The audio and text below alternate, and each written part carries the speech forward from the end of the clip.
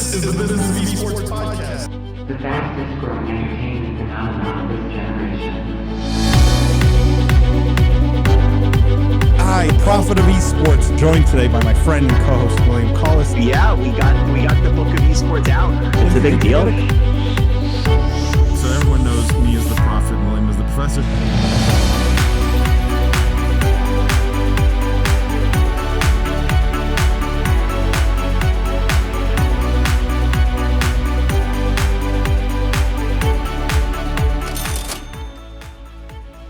The Business of Esports podcast is sponsored by Esports Entertainment Group, a leading esports and online gambling company.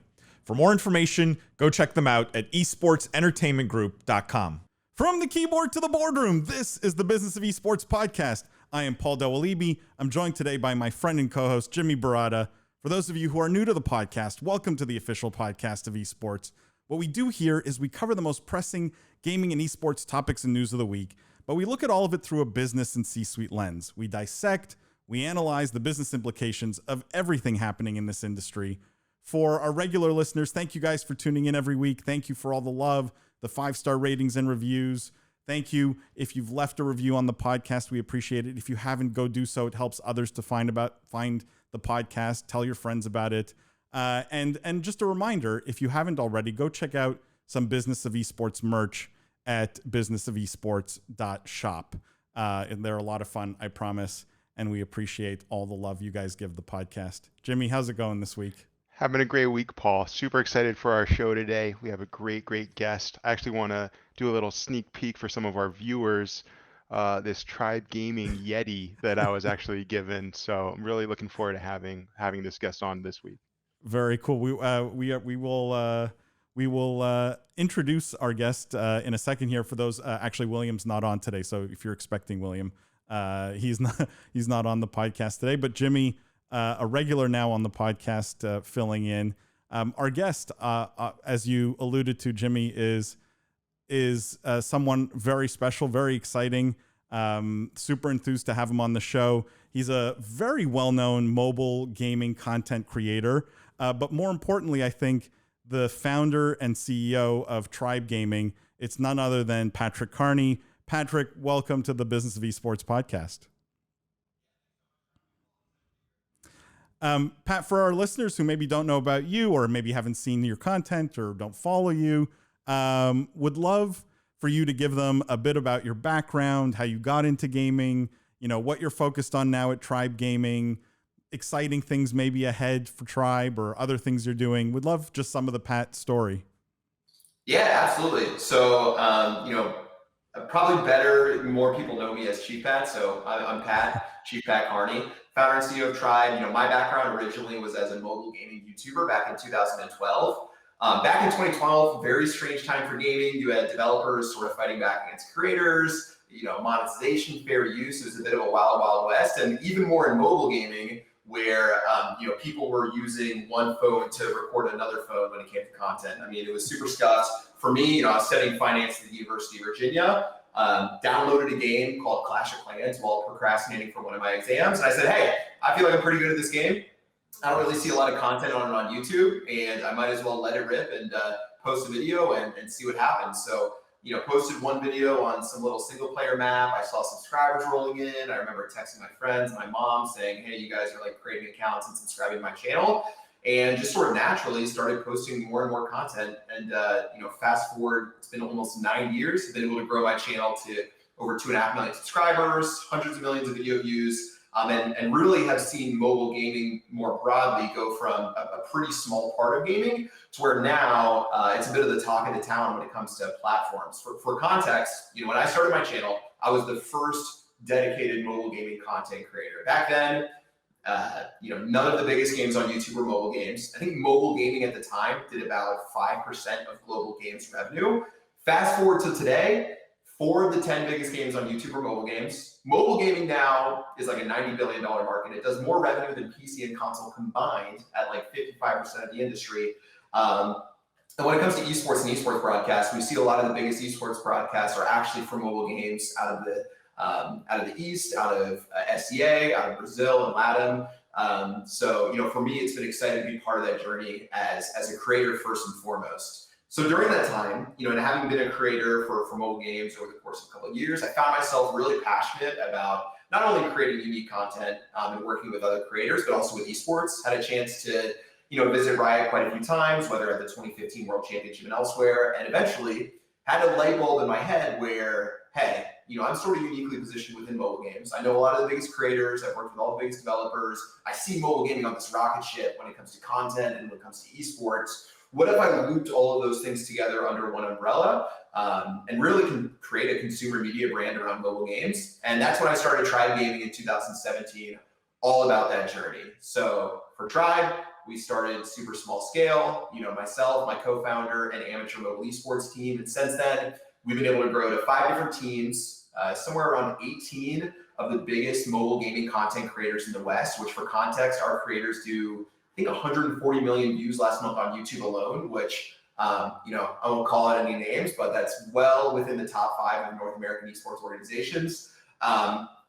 And for media, we've been able to set records with our content, have a great time doing it all around the platform of mobile gaming. Certainly for us, this is great timing to do a podcast. We've had crazy news, whether it's the San Antonio Spurs recently partnered with us around their local investment. We opened up partnerships with the like of Elgato, Razer, Discord. There's another one coming up soon, which is going to be a big mind bender within mobile games.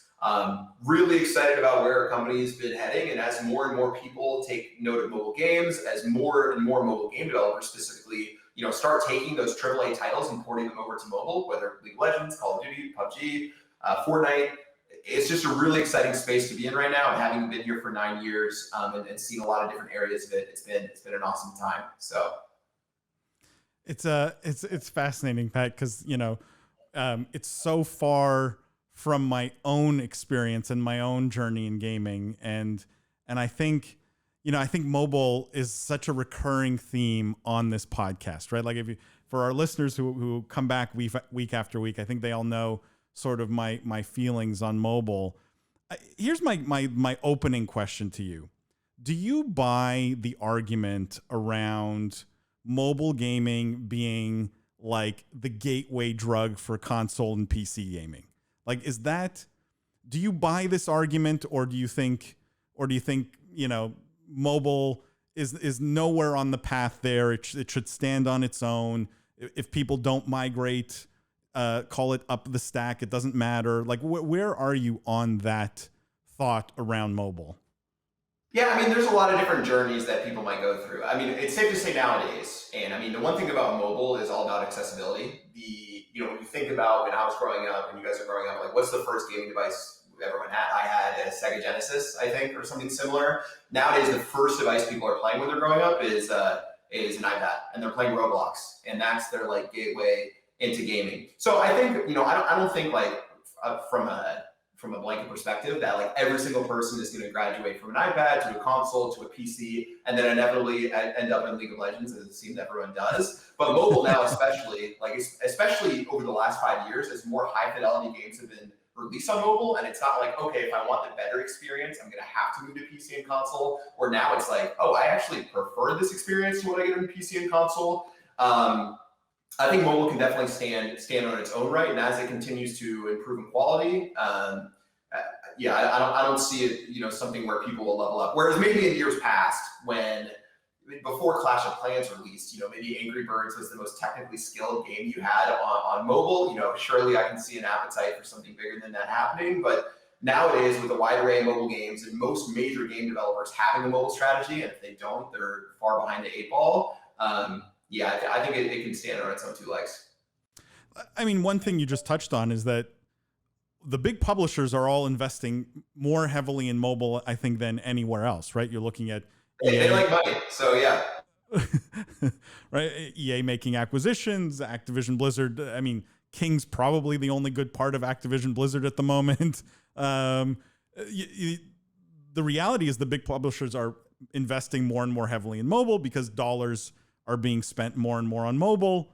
Do you see any risk to gaming as a whole? And I'm sorry, my biases are going to shine through in some of these questions, but I'm hoping you're going to shut them down, Pat.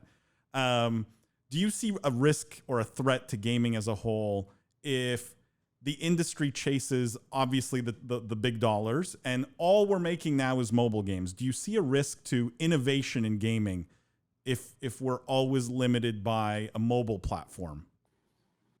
It's a really interesting question. I haven't said I've been asked that one before, but yeah, I mean, if you look at where the biggest dollars are in gaming right now, it is in mobile games, point blank. And as, capitalist businesses as they are, they're going to look at, okay, what's actually driving, a lot of revenue and profit, and they're going to continue to invest resources in their spaces. Now, I think as the field gets more crowded, and I don't think that, one thing about mobile is that it's a risky venture to get into. I feel rather compared to, and this is all anecdotal, but compared to AAA titles, PC and console titles, where it seems like there's, for certain games, there's almost a guaranteed level of success depending on the IP and otherwise. Now, you might release it and it might hit the fan and it might not be as expected. But in mobile games, people will spend millions and millions and millions of dollars developing a game. But when it comes to distribution, they might only get like a few thousand downloads. And again, I'm not going to name names, but there's many major IPs who've spent enormous pushes into mobile games, hiring 50 to 150 person teams. And then as soon as they release it, they realize that distribution in mobile gaming is so much different. If your brand is not like a mobile, unless you have one of the biggest IPs in the world, like League or Call of Duty, and even then, like you have to have a game that's tailor made for mobile, and you can't just outsource this to some studio and think your IP can live on its own.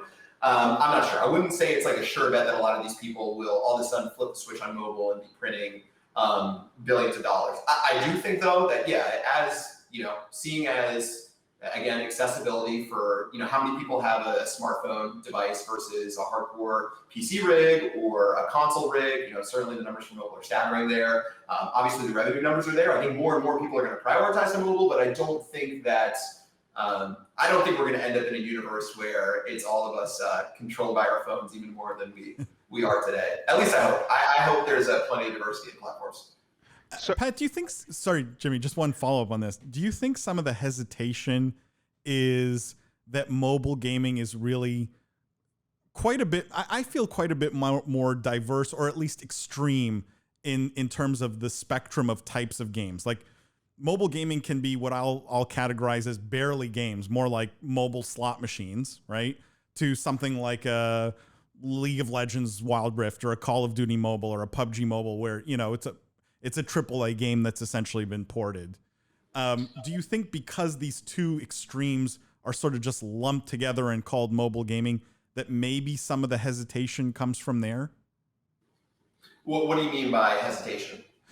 Meaning, or at least some of I'll call it backlash, but that's too harsh of a word. But like for myself, right? Like I sometimes paint the whole mobile game industry as like, hey, these are just glorified slot machines. And when I know Call of Duty Mobile is quite a bit more deep than, I can't even think, I don't like. No doubt. Yeah, no, that's totally fair. And I think so there's a really interesting, we think back to gaming and esports versus the mainstream public, let's say, or even sports, you can call it. A couple of years ago, it was esports fight and gaming fighting for validation within mainstream sports and the mainstream media that like, hey, gaming's a real thing, gaming is culture, you need to pay attention to this. And honestly, I feel like we're at a point nowadays where like esports is more broadly accepted as a serious thing. It's not sweaty dudes playing games in their mom's basement. Like, this is cool. There's the potential for serious money, and like gaming is a part of our culture. I feel like for mobile games right now, so it used to be that, PC and console gaming was being gatekeeped. Now it's been flipped around where mobile gaming and mobile esports has been like, yo, mobile gaming is real, mobile gaming is here. And the PC and console players, they're like, well, mobile gaming is just match 3 games. It's just Candy Crush. It's just Farmville. And I think there's been a shift over the last, I'd say like 18 to 24 months specifically, where people are starting to get their hands in some of these major games like Call of Duty Mobile, League of Legends Wild Rift, and they're saying, oh, this is actually like a legit game. This isn't what I thought. Because I think you're right. There are these like preconceived notions about mobile, which are totally fair, that they used to be, again, like, the Farmville style games and, no skill cap and super, super, super casual. But now the reality is, as more and more people play games, as you see major esports organizations hop into games like Wild Rift and Call of Duty Mobile, almost every single time someone plays those games, they go to complain about their PC and console game because mobile is doing something better. I know like League of Legends Wild Rift, there was an uproar in the community because the UI was so much better for Wild Rift. For Call of Duty Mobile, they have like all the perfect maps. I remember seeing the community like riot because Call of Duty Mobile literally had the dream map pack. So I think as we have more and more of those experiences, it's going to help break down those barriers. But it's definitely something that we fought forever. I mean, you know, you could imagine me in 2013, 2014, like I would just like lie in my Ubers and say I was an accountant until people called me out for not being an accountant. I stopped doing that. So it's much better now to where people are like, oh, mobile gaming, that's dope. Like, yeah, I play Brawl Stars or Clash of Clans or Call of Duty Mobile. So we're getting there. I love it. I love it. Jimmy, sorry, you had a question. No, I mean, I'm going to play a little bit more good cop in this convo, Pat, just because I like mobile games. I've played Clash of Clans since it was released. By the way, I love Clash Royale, Challenger Level 3 if you ever need a very mediocre mobile gamer on the roster. Let's run 2v2. Let's go. Nice, I love it. I'm gonna drop the balloons all day long. But you know, mobile standing on its own right, I was actually curious from the flip side of things as the owner, you know, of your own roster and brand, you know, how you handle your creators and talent that maybe are looking to expand out of mobile. You know, we've been talking more from the developer, publisher, business side. I'm thinking, you know, specific to your experiences, have you dealt with talent that are, you know, like Paul said, a gateway drug, and maybe they want to experience something on console or PC, and how your brand adapts or supports that over at Tribe?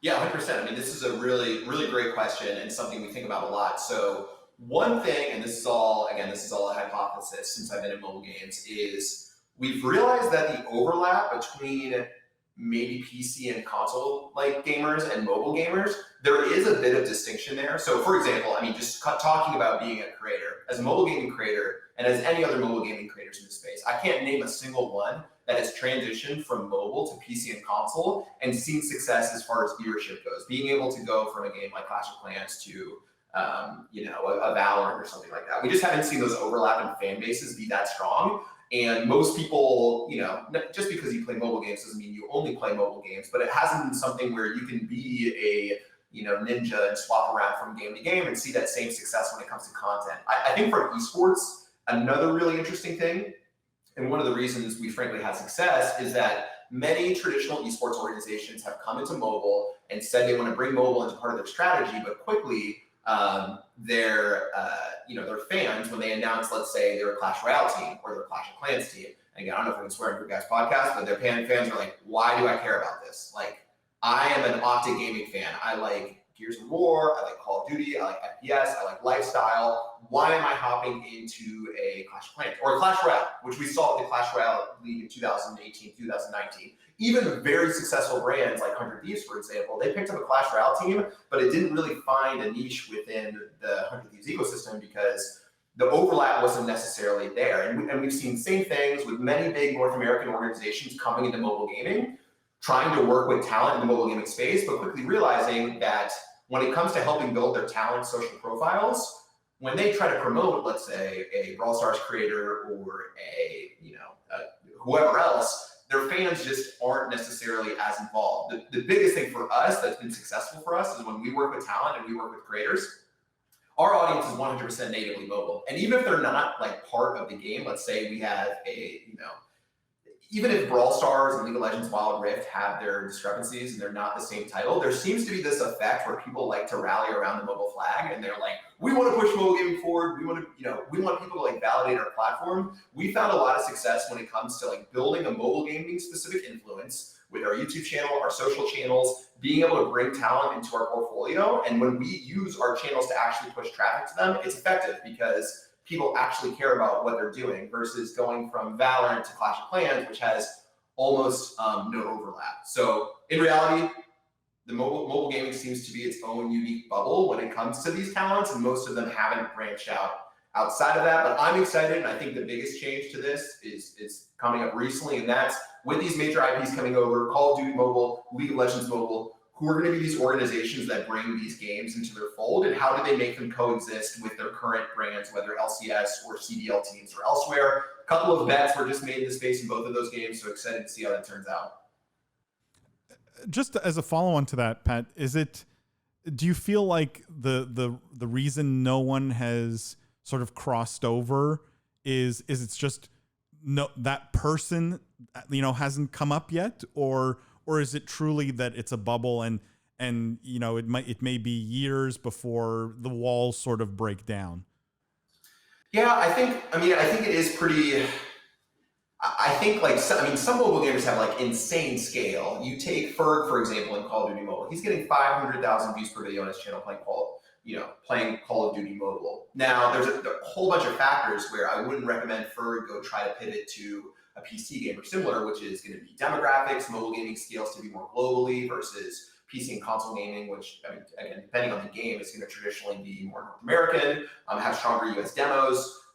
Again, depending on the game and the language being spoken and elsewhere, there's just a lot of factors to where I just don't think it makes the sense for someone to make a career risk like that and swap over to a Fortnite or something similar. So yeah, I actually did just remember there was one creator in Germany. Shout out to Trimax. He went from Clash Royale to being like the biggest Fortnite streamer in Germany. So if you're German, we're playing it in a different ball field, but at least in the US, we haven't seen much of it.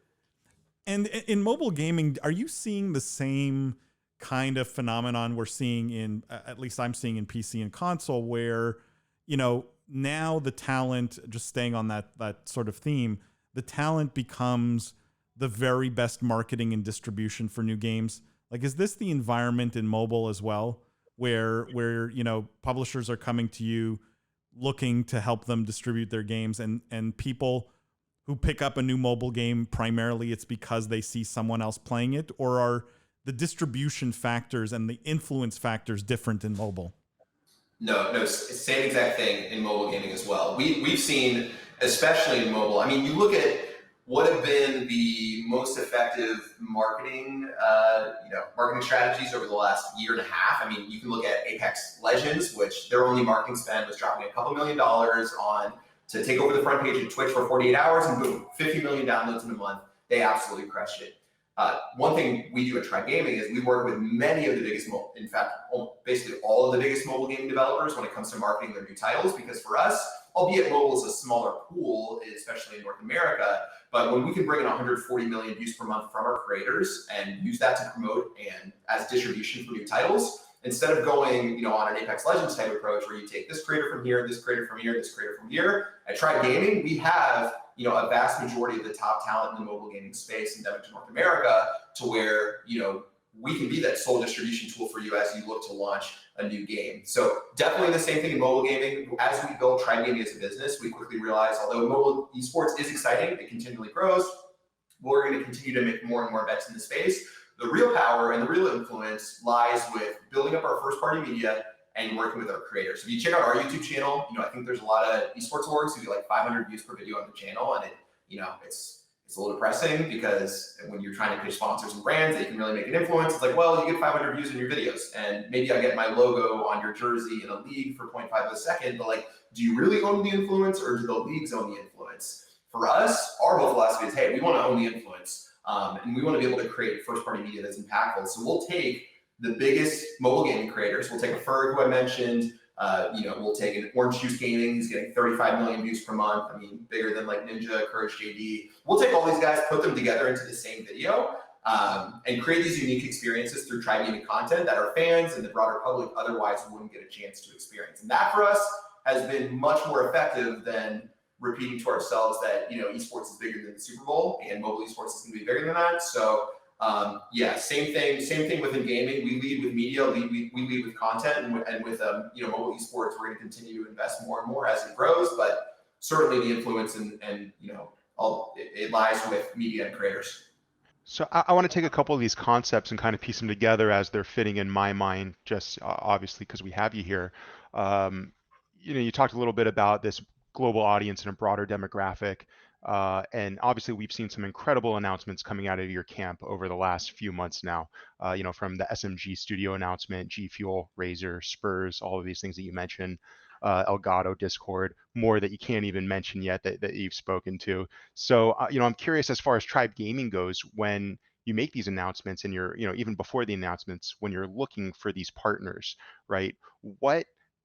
What do you look for in these partners that's going to help Tribe get to the next level? Something beyond just, a big name that people are familiar with in our industry, but more importantly, like the Spurs announcement, right? Where maybe we focus on the Spurs. I'm not sure, and I'll leave it to you, Pat. But I'm curious because you guys have had such amazing partnerships announced this year alone. Not to mention from the start. Yeah. What does Tribe look for in partners, and how are you elevating your brand to the next level? What does the next level mean to you?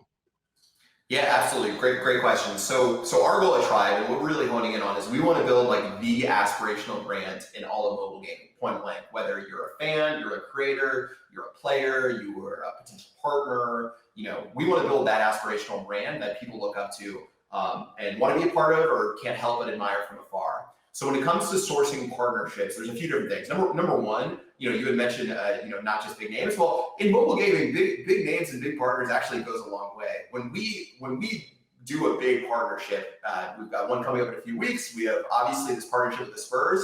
Not only is this cool for Tribe Gaming, but this like reverberates in the mobile gaming landscape where people, even if you're not a Tribe Gaming fan, the amount of comments that we've gotten that like Tribe Gaming's pushing mobile gaming forward, like we're on the vanguard and pushing forward the platform, like that's badass, and that's something that we absolutely love. And big names and big partners certainly help us do that. From a strategic perspective, quite a few things. Number one, if it helps our creators and Tribe like on its own, like elevate our content. For example, Elgato was one of our most recent partnership announcements. I mean, when we polled our talent, we'll go to them and say, hey guys, what's your dream list of partners that we potentially work with? Elgato was near the very top of that list, just because all of us, I'm using their cam link right now. I've got the key lights. I'm sure you guys have Elgato products at your place as well. From a creator's perspective, we want to be additive to our creators. I can go into a full rant on creators, but we want to make sure they run their best business possible. And certainly companies like Elgato and Razer are able to make that happen in a mega genuine way. Outside of that, I think one of the biggest things we look for in partners, maybe when we're looking outside endemics, is partners who, number one, give us creative freedom, and number two, ones that can help us build these like tentpole mobile gaming moments that we can point back to. When we do partnerships, and our whole goal of Tribe Gaming is to create experiences that otherwise people wouldn't have access to. When we do our YouTube channel and we take OJ and Ferg and 20 million subscribers versus creators in a single video, that's a piece of content that unless we did that, our creators just simply wouldn't have access to. Same thing with partners. When we go to them, and certainly, we can logo slap, we can put our logos places, we can get you 1 billion impressions, that's fine. What's really cool is when we do these custom content moments and these experiences that make our mobile gaming audience, spin their heads. So, plenty of those coming up with Elgato. We'll have, creator classes where our biggest creators will be giving 1-hour seminars to aspiring content creators. We have a new series called The Launch with them, which will act as like a mobile gaming content creation incubator for up-and-coming talent. We'll have a brand new first of its kind YouTube series with Elgato coming out via YouTube Live. And then looking forward to other partnerships. We have international custom content pieces we'll be bringing to life where we do collaborations with different global brands. That's the type of thing we want to be able to do. We don't want a brand to come in and just like, put their logo on it or maybe rename a series to them. We want it to be like, we want to be able to tell our fan base that, hey, because this brand came in, you guys are now getting this. And that's how we turn people from like saying this partnership's fine to like actual advocates of the brand and being like, the fact that Elgato worked with Tribe and brought this to me is like bringing me value. This is amazing. Pat, can I just want to, before we get into some news, I have one last question on mobile and mobile esports specifically. And I think the line I've towed consistently on the podcast is I love mobile gaming as a business. I love mobile games as a business. Massive amounts of dollars will be made in this space over the next 10, 20 years. Mobile esports as a spectator sport, I think I've always been a little bit more skeptical, let's put it that way, because I don't know if the entertainment value is there long-term. What are your thoughts on the evolution of mobile esports and where it fits in the broader esports ecosystem and maybe where you think it's going over the next 5 years? I'd love sort of the other side of it. Yeah, absolutely. I mean, so really with mobile esports, I feel like there's the East, Southeast Asia, and LATAM, and then there's basically everyone else, or maybe North America within its own bubble. I mean, if you look in China, if you look in Southeast Asia, if you look in Latin America, the biggest esports broadcasts in the entire world are for mobile games. Millions of concurrent viewers, games like Honor of King, Free Fire, Mobile Legends Bang Bang. Like, there's no question these games are completely massive. I mean, we even had the Prime Minister of India, I think, come out last year or 2 years ago and say, like, I need you guys to stop playing PUBG Mobile because this is like crazy. You guys are playing so much PUBG Mobile right now. So the scale in those areas for mobile esports is already there, and it's not debatable. In the West and in North America specifically, it's still very much smaller. It's growing, but it's not at the point where we're seeing events with hundreds of thousands of concurrents, and it's not at the point where it's maybe a sustainable ecosystem living by itself. People still prefer at this time to watch PC and console esports, and as mobile esports continues to grow, and as mobile content, which I would say mobile content in North America already there. Already you see creators with millions and millions of subscribers getting millions of views per video. That's without a question. Mobile esports is still growing there. I think with additional investments from developers, better ways to actually integrate their esports within these mobile games, because the player bases of these mobile games are absolutely massive. Even just being able to get 1% of that monthly player base to like tune into an esport event would, take these things to the moon, but it hasn't been solved yet. So I think it's going to take time. I think as with everything, you look at Korea with StarCraft, 10 years ahead of the curve when it came to the US. We'll see as more and more of the next generation of gamers who, again, started on their Roblox, on their iPad. If these people become core mobile gamers and bring that into what they're doing and the games can live up to it, then we'll see. But I think it's going to continue to be a slow burn up north for mobile esports in North America. And we'll see if one title really rocket ships and rises the tide for all boats. But is there a future? Just to I want to sort of get to the meat of this. Is there a future where we fill Madison Square Garden for a mobile esports event, with big teams, guys on the stage, huge audience, big dollars? Like, is that coming in North America in your mind? And if so, like, what's the time horizon, at least in your mind? Yeah, I mean, I think it is inevitable that something like that will happen. We've seen events in North America for mobile games, whether in Clash Royale, out in LA, or other experiences, bring a player base and bring a fan base. Now, the scale to an MSG, which maybe is like 20,000 fans, I think we're farther away from that. We've seen different world finals, bring in thousands of at least, in North America and places like London, we've seen them be able to bring thousands of people into one spot. But to fill out an MSG, we're a while away. I think for me, it's hard to put a finger on like when that would be. I think it's, I don't think it's this year. I don't think it's next year, but it's going to take one game that breaks through and truly makes esports part of its core identity in mobile. And then that game, it's going to go from, again, 2,500 people to an MSG, I think, in a short period of time. Diablo Immortal, right? Is that what we're all banking on? I actually played it, and I really enjoyed it. A lot of people boomed on them because of the phone thing, but I got a chance to play it in alpha. It was actually really good. But yes, the memes, of course. The memes, of course. Jimmy, I don't know if you have any other questions, but I want to move on to just a little bit of news. We have here, because we've been talking about it, and we've been talking about League of Legends Mobile, this article talking about Riot, and this is from .esports. Riot plans to double down in China, open a new game development studio in Shanghai. The subheadline here is China remains Riot's most prominent regional market in the PC gaming sector. So, Pat, maybe start with you. Riot, interesting because I think they're historically obviously been much more PC focused, right? Both League and Valorant came out in PC first. Both, at least Valorant's now been announced, right, to have a mobile version coming. I guess, what is your thought in terms of Riot, China, mobile, and them sort of looking to double down at least in China? Yeah, I think it's super interesting. I mean, obviously, I'm not sure if this is planned for just PC or if this is going to go into mobile, but there's been an interesting trend. I know recently for, Supercell, obviously Supercell, they make Clash of Clans, Clash Royale, Brawl Stars, all billion-dollar games with the very, very popular games. All of their development until this year had been done in Helsinki, Finland. Just recently, they announced that their newest titles, Clash Mini, as well as Clash Heroes that are in alpha, are actually being developed at their Shanghai studio, which was like sort of a shocking moment for the Supercell fan base, who traditionally has seen all of their games come from Helsinki. So I think this news from Riot, and as more of these developers, honestly, whether build studios here or white label their games to other developers based out of China is super interesting. I think especially in mobile, as people, maybe they're behind the curve when it comes to building mobile games, and rather than try to now in 2021 pick up the pieces, they can go to someone like a NetEase and say, hey, can you guys like white label and produce a game for us around our IP? I think that's a really interesting trend to watch, and obviously with Riot and their entrance into mobile games as of recently, it's super interesting. I mean, Riot's Chinese owned, right? So they're Tencent owned. So it's not surprising that they would open a studio in China. The article does mention that, they're expanding their mobile gaming efforts in China. They're going to release Wild Rift there. They're going to release Teamfight Tactics there in the near future. I guess, Pat, maybe just a follow-up question on this is, in general, does it make sense for publishers, you think, to be developing mobile in China, right? Should the development happen there versus elsewhere, even if the studio's not a Chinese studio or not China-based or China-owned?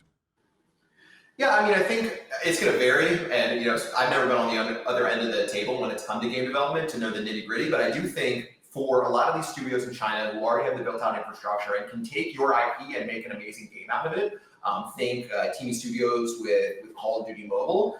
That's, I think, from a business perspective, if I'm someone who's just getting into the game now, and trying to think of like major IPs who haven't made their step into mobile, it's a pretty daunting task to just say, hey, we're going to build this up ourselves at our HQ, starting from zero, and think that we're going to be able to do this right, versus partnering. And again, a lot of the best games in mobile are coming out of China now. Hey, we can partner with them with our IP, and they can make something that's going to be even better in a shorter period of time. So it's going to be case by case, but I see it as a pretty attractive, value prop to just build out of China. I was going to, Pat, my view on this was very similar in the sense, and Jimmy, I don't know if you agree, but I've always been critical of these big companies with hugely successful PC games, right?